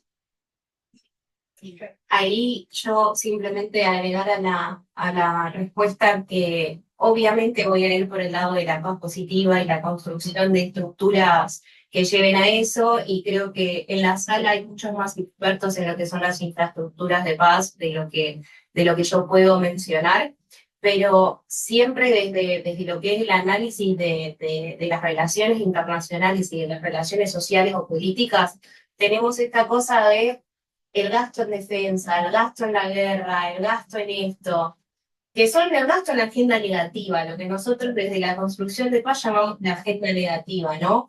¿Y cuándo vamos a empezar a gastar en la agenda positiva? ¿Cuándo vamos a empezar a gastar digamos, en construir estructuras que vayan en relación al desarrollo, en relación a la disminución de la pobreza, de la exclusión, porque al fin y al cabo siempre seguimos hablando del punto crucial, que es la vulnerabilidad de los entornos, que es la vulnerabilidad política, social y económica que lo lleva a eso. Entonces arrancaría desde ese lado, ¿no? O sea, desde entender que hay políticas de prevención que pueden ir desde ser muy utópico, obviamente ya sé cuál es mi pensamiento, pero creo que con poquitas cosas dentro de lo que es la política pública y el Estado, o sea, cualquier Estado, o sea, de un color político o el otro, que sea consecuente en el tiempo, el mantener, digamos, valores dentro de los cuales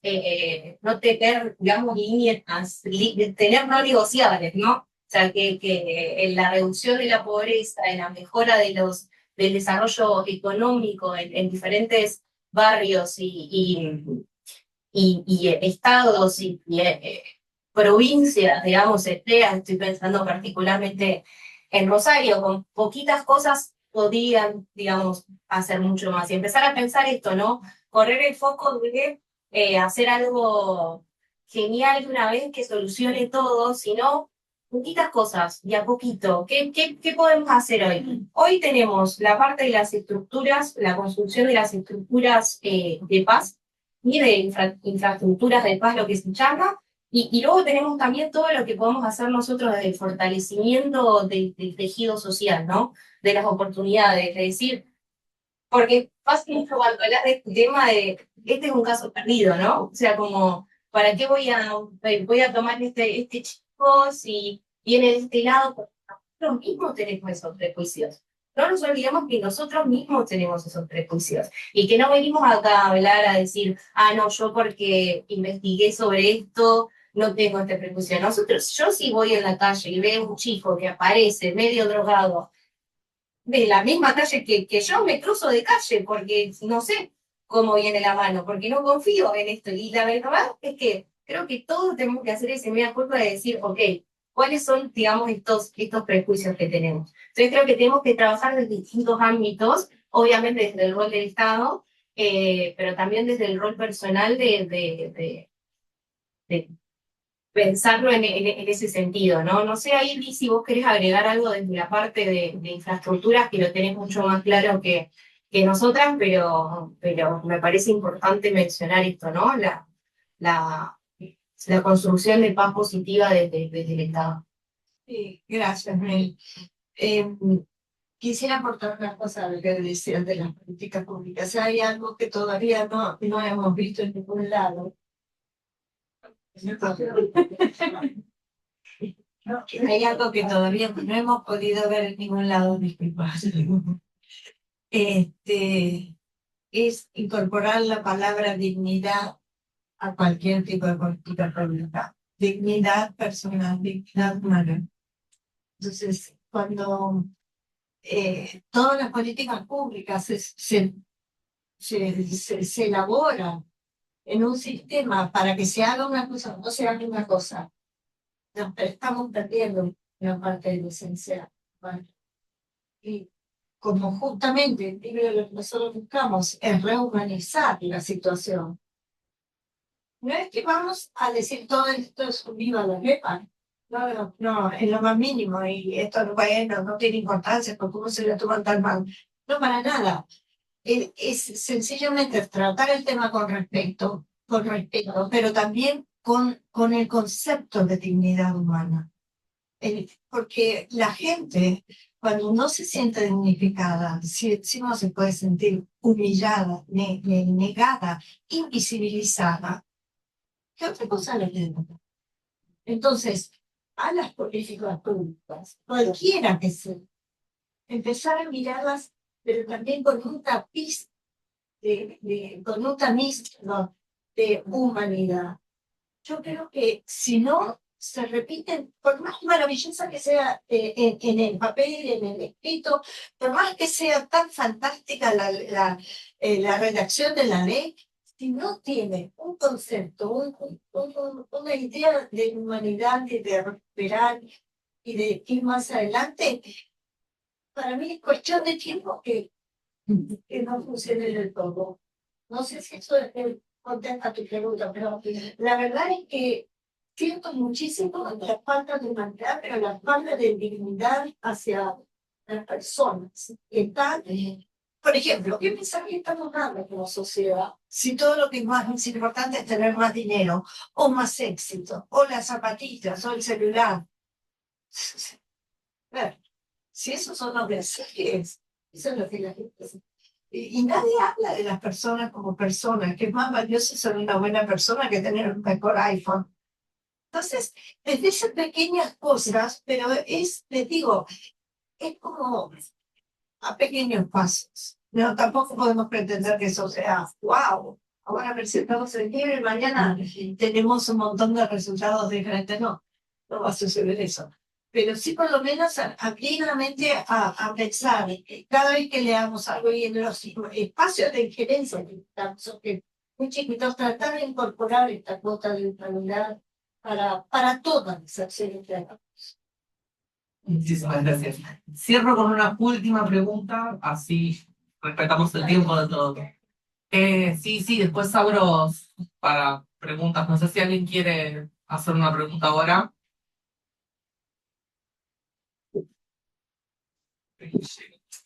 No tenemos micrófono en adelante.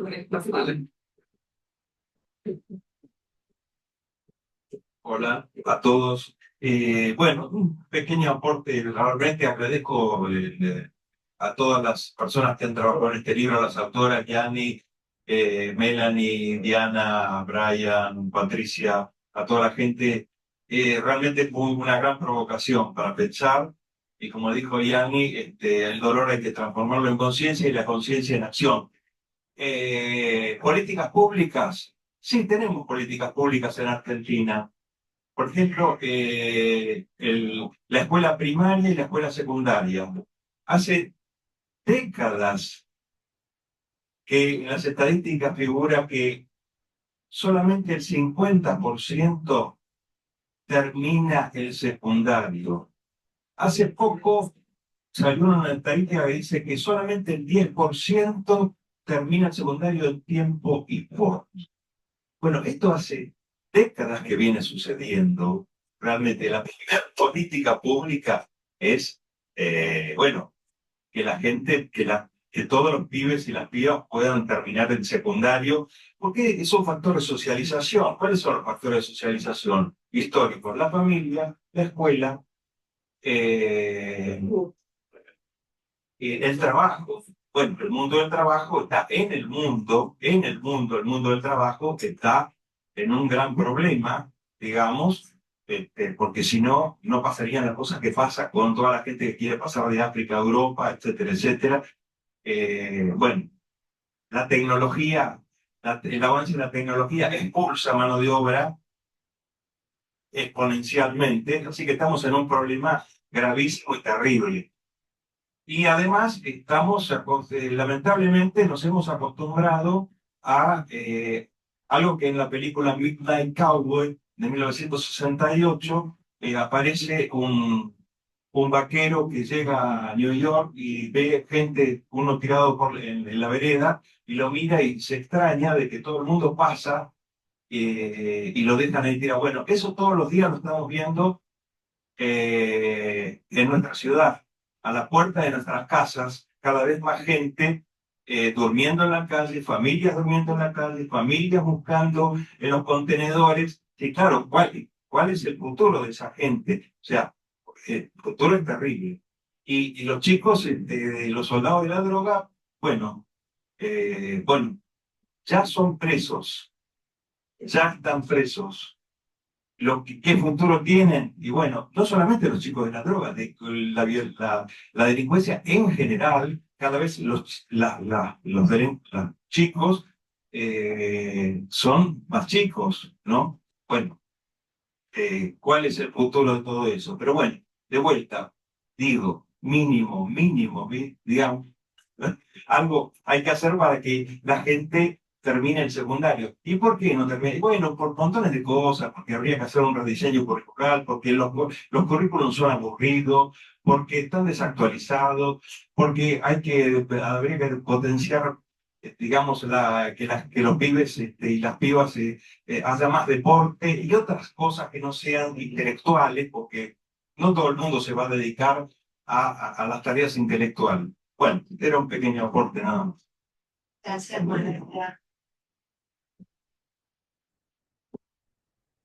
Bueno, semana que viene tenemos un congreso de educación y deporte acá mismo, justamente pensando esto.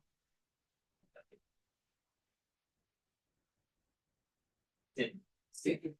Bueno, Hola, buenas tardes. Bien. Solo una reflexión, no quiero hacer una pregunta. En particular, felicitarlos a todos ustedes, a todo el equipo que ha trabajado en esto. Me parece que es un aporte enorme a lo que hay que hacer en la línea de trabajo. Antes que nada, me presento, soy subsecretario de Sedronal. Y desde la secretaría, del rol que me toca como funcionario público, entiendo que la mirada que ustedes le dan al problema es una mirada clara, precisa y con una humanidad que nosotros buscamos transmitir todos los días desde la política que llevamos adelante en el gobierno.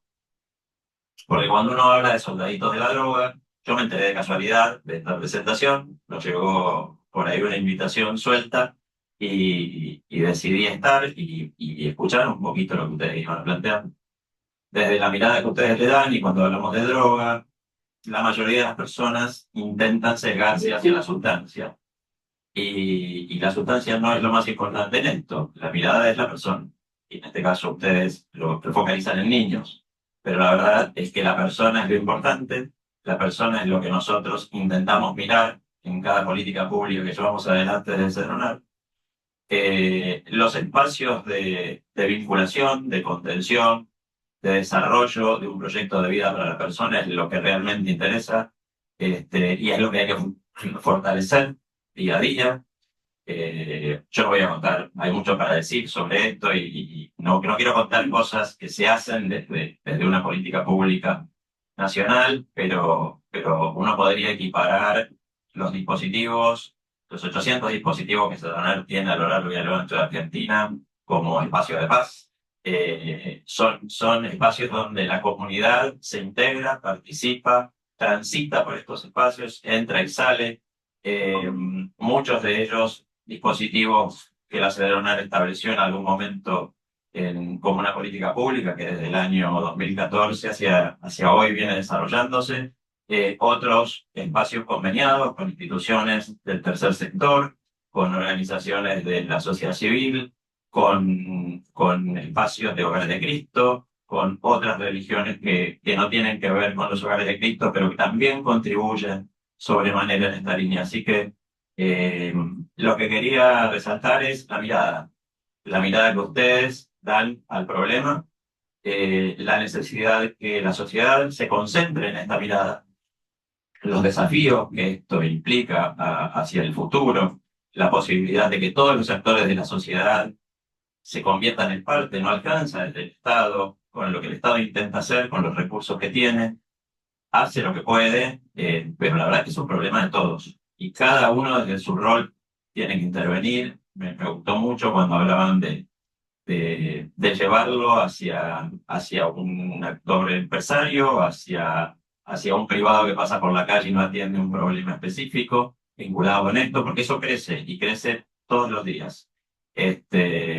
Así que nosotros intentamos, incluso en una política que tenemos de articulación con privados, transmitir a las empresas, a los propios empresarios, en espacios que no son vinculados a la problemática, sino en espacios que son más bien de negocios o de otras características, que si esa propia mirada empresarial no contempla que hay una amenaza latente a su alrededor, cuando el empresario sale de su empresa, cuando va a su trabajo, claramente no está mirando el problema como corresponde y tiene que ser parte y encontrar junto con nosotros, desde el Estado, de los que nos toca circunstancialmente ofrecer, una salida común, pero para eso tiene que pasar por un espacio donde se involucre, integre la mirada de la comunidad, se sienta parte de la solución, porque es parte también del problema, y en definitiva podamos construir respuestas comunes desde todos los sectores de la sociedad. Así que nada más, felicitarlos a ustedes y espero que este espacio que a nosotros nos llegó de casualidad se multiplique y que ustedes puedan difundir este libro por todos los lugares donde realmente la mirada y la empatía del otro lado pueda ser una ventaja para crecer en la política. Muchísimas gracias. Bueno, buenas noches. Conozco a Diana. Le tengo un aprecio muy especial. Quería también hacer un poquito un aporte. Yo soy deportista, tengo hijos que hacen deporte y un poco sumado a los comentarios y a los aportes, me parece que hay mucha gente, porque conozco, que trató porque por algún motivo tiró la toalla, por así decir. Incluso una profesora mía de hockey que se metía en la U11-14, donde yo entrenaba, al lado, yo entreno en Dahón, y ella se metió mucho tiempo en la U11-14 para sacar a las chicas, sobre todo a las adolescentes. Al no tener el apoyo, la respuesta, o nadie la escuchaba, nos pedía a nosotros, las jugadoras más grandes, si podíamos darles palos, bochas, zapatillas, y uno hacía hasta donde podía, ¿no?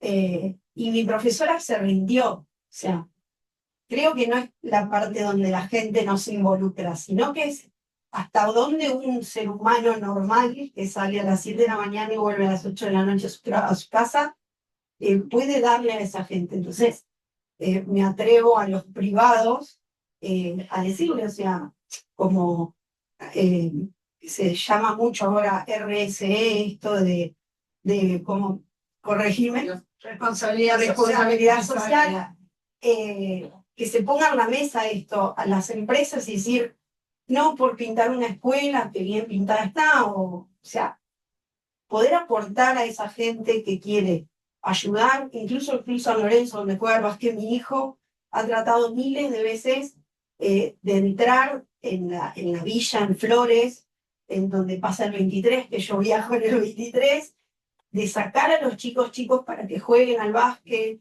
en donde como madre he hecho terceros tiempos con turrones, cubos y demás. O sea, es un poco invitar a los, de nuevo, me atrevo, no sé si a la sociedad, sino a las empresas, como usted mencionó, a que hagan un pequeño aporte, esto, ni siquiera dinero, sino que acompañen y que compren zapatillas, que compren para que la gente común pueda seguir con este proyecto, ¿no? Que cada uno tiene. Era un pequeño aporte porque creo que los dos se enfocaron un poco en eso y bueno, estoy como bastante tocada con el tema, porque primero practico deporte muy cerca de la situación y mi hijo también, entonces creo que se vive bastante cerca y real. Así que bueno, nada, disculpen. Gracias, Domi. Hay una cosa que pasa en este tipo de reuniones y es que surgen un montón de estímulos y después ¿cómo los sostenemos? O sea, porque por ahí se suman muchas ganas, pero después lo único que puedo decir es que nosotros estamos desde Respuestas, o sea, abiertas a canalizar las cuestiones que surjan. No podemos prometer otra cosa. No sé, por ahí nos ponemos en contacto con ustedes del CEDRONAR y les transmitimos las cuestiones que surjan a ver si se puede compatibilizar algo. Porque no nos gustaría que esto quede como una linda reunión, ay, qué interesante, qué bien, qué sé yo, y después cada uno a su casa y chau, se olvidó, porque pasa, ojo, pasa en todos lados, en todas las reuniones. Entonces, con todo gusto, nosotros nos pegamos como canal y vemos de hacer algo en común, o sea, los que tengan interés, bueno, se comunican con nosotros, vemos cómo podemos articularlo para ponernos en contacto con los que tienen por ahí más posibilidad de institucional que nosotros, que no tenemos. Así podemos darles a ustedes o sea, que sea un ida y vuelta con la gente que puede tener más herramientas para resolver algo. Gracias. Gracias. Hola, ¿qué tal? Soy Ernesto Yerreguí, pertenezco a Fundación Fe País. Y bueno, las chicas dijeron tres palabras maravillosas: identidad, pertenencia y sentido. Y yo creo que eso se relaciona con las políticas públicas, porque para que existan estas tres cosas, tiene que existir cuatro cosas básicas: vivienda, seguridad, salud y educación. Y ese es el rol del Estado, y esas deben ser las políticas que deben aparecer. Más allá de todo otro detalle, un niño que no tiene una vivienda digna, un niño que ve balaceras en la calle o ve inseguridad en la calle, que el acceso a la salud realmente está limitado y que la educación no le brinda posibilidades de educarse, porque ni papel para escribir tiene, y por eso existe nuestra fundación que trabaja en educación. Entonces ese niño encuentra en gente que realmente no tiene buenas intenciones, encuentra una salida, encuentra la salida económica, encuentra la posibilidad de ser atendido, encuentra una posibilidad a lo mejor de mejorar su vivienda. Lo ve así, porque en su inocencia, ese niño busca vivienda, una vivienda digna, seguridad, salud y educación. Gracias, Nacho. Bueno, para complementar, creo que aquí se propone primero la humanización. Esto es algo básico, sí, que nosotros trabajamos a través de los valores, pero algo que también se habló y es la articulación, que no es solo políticas públicas, es todo. Es bastante complicado esto, pero cuando uno dice todo pareciera que queda nada, en realidad. Pero lo que nosotros proponemos es concretamente el trabajo, no solo en las escuelas, pero sí mucho en las escuelas, con las familias y con la comunidad, y a través de proyectos sociocomunitarios en donde les empezamos a ver el sentido que tienen las cosas. Es un trabajo que nosotros venimos haciendo hace mucho y que esta sensibilización y concientización de la que hablaron ustedes, nosotros creemos que es un punto esencial. Pero más allá de eso, teniendo en cuenta de que hay chicos que ingresan a la escuela secundaria, volviendo a lo que decía aquí el señor, que no pueden escribir, porque lo sabemos que escriben con letras mayúsculas y ni siquiera separan las palabras, y no van a poder avanzar en ese secundario, y no van a poder terminar. Nosotros lo que pensamos es que también, además de las escuelas, están los clubes, están las asociaciones, y ahí cuando decimos todos, decimos, bueno, a ver, yo vivo en un lugar, en un barrio, ¿qué es lo que hay acá alrededor en donde yo pueda hacer mi aporte? Eso es lo que nosotros pensamos, que hay que partir de lo personal, de la familia, de la escuela, pero también viendo esto, que los chicos están afuera, y cuando están afuera están reunidos, jugando y encontrándose con situaciones por demás de violentas y de muy peligrosas para ellos. Entonces siempre mi idea es, ¿por qué está ese chico afuera y no está dentro de la escuela? Y ahí sí empiezo a pensar en países como el de Japón, que eso no podría existir nunca, ¿verdad? Entonces, es un pensamiento colectivo, complejo, y hay que construirlo, y creo que las asociaciones como la de ustedes, como la nuestra, hacen un aporte muy valioso, que no siempre está reconocido realmente, pero además de las políticas públicas, pero toda persona se puede involucrar en estas cuestiones, ¿sí? La verdad que la felicito porque es extraordinario el trabajo que han hecho. Es un tema que de por sí uno dice, uy, a ver, me voy a meter con esto que es tan peligroso, ¿no? Pues esa fue una de las cuestiones que todos nos decían, ¿cómo te vas a meter en ese tema? ¿Estás seguro que nadie sepa dónde vivís? Exacto. Así que bueno, muchas gracias y felicitaciones por esto. Gracias. Totalmente de acuerdo en que la escuela no es lo único, las políticas públicas no es lo único, y por eso queríamos decir, esto es una invitación a la sociedad como sociedad en sí, para pensar juntos, como operativamente la sociedad juntos, o sea, no es viable. Bueno, el tema de los clubes es fundamental, pero también tenemos que tener un viaducto hacia la gente que puede hacer algo, como justamente comentamos recién con las personas de Cedronar, y entonces por ahí tienen otros tipos de llegadas. La idea es, todos podemos hacer algo, aunque sea chiquitito. Bueno, ese algo hagámoslo, en vez de pensar, bueno, total es tan chiquito que no sirve para nada. Todo sirve. Todo sirve, y hasta la difusión sirve. Si uno no puede hacer algo activamente, productivamente, algo concreto, pero por lo menos intentar generar algún tipo de discusión, algo, siempre se puede hacer algo. Nosotros estamos totalmente a favor de sigamos insistiendo. A veces parece un grupo de resistencia. Pero bueno, por eso tenemos 30 años institucional ininterrumpido. Gracias. Bueno, para cerrar, la decana, que se tuvo que retirar temprano, me pidió que no dejemos de tomar en cuenta a la facultad como viabilizador de estas posibles interacciones y estos posibles conjuntos. Lo tomamos en serio. Por supuesto, tuvieron la máxima autoridad, toda la facultad estaba interesada. Fue un día complejo porque es la víspera de un feriado, pero tenemos a la prosecretaria académica que está acá presente, la secretaria académica también había viajado, entonces nada, es un poco complejo. Pero bueno, querer agradecer y querer aprovechar estas vías de vinculación.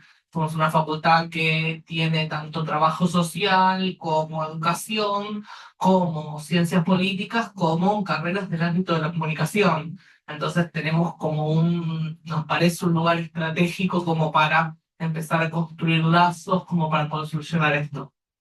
En última instancia, agradecerle a Diana y a las chicas por haber elegido la Universidad de El Salvador como lugar para presentar el libro, y a nosotros, particularmente a la Facultad de Ciencias Sociales, Comunicación y Educación. Para nosotros ha sido un honor que ustedes nos aceptaran el poder estar acá. Les agradecemos muchísimo porque de verdad tuvimos todo el apoyo desde luego, así que muchísimas gracias.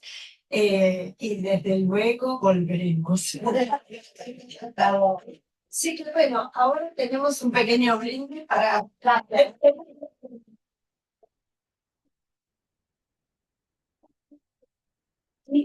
Ustedes, bueno, el brindis lo tenemos cuando nos volvamos a contar.